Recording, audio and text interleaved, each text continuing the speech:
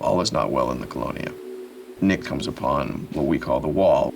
That's the only way you can get into the neighborhood. He finds everybody on the fringe of the Colonia, and they are there because one of their own is sick and is dying, and he's about to offer himself up to the wall. Papa. What Nick sees is a group of people who are so committed to the idea that this is just an extension of life and it's not to be feared. There's a belief system that goes with it. There's a real rationalization for it, but it's a bit darker. There's a little bit of a darker edge to this place than he expected.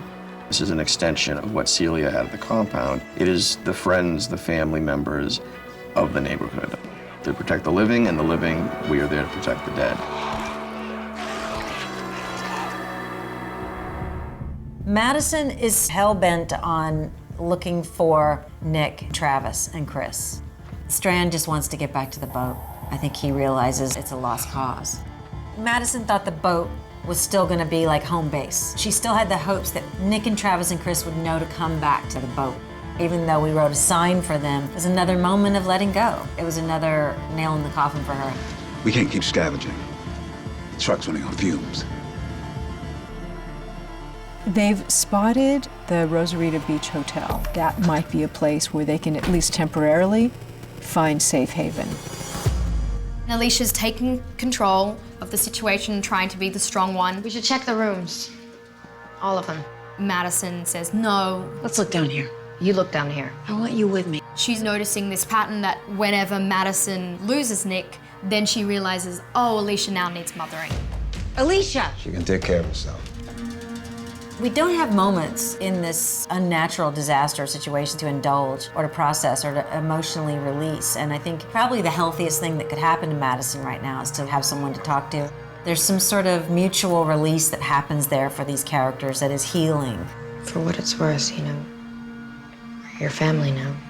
I think because she's lost her mother, she's lost her father. Ophelia was trying to re-find herself. So she goes off because there's a little bit of her past life that's still a question for her. She's desperate to figure out who she is now in this new world. Ophelia? The one thing they're short on in the Colonia is water. These guys who were trafficking in drugs prior to the apocalypse are now trafficking in all goods, specifically water. We see that these guys have basically camped out their families as well. You know, it's not dissimilar from what we've done at the Colonia. It's not dissimilar from what happened at the compound. People have regressed into their own. They've tried to bring in members of their own community to protect themselves. The thing about Nick is he has a quality about him which is unthreatening. And it's a strange innocence because it's balanced with street savvy and sort of a harder quality. You let your sister go for 1 week without it? You're gonna pray she turns just so you can kill her. What Nick clocks over the course of this episode is that Marco's sister needs the oxy that they bring far more than they need the water. And Nick realizes that there's room here to negotiate. There's room for me to broker a better deal.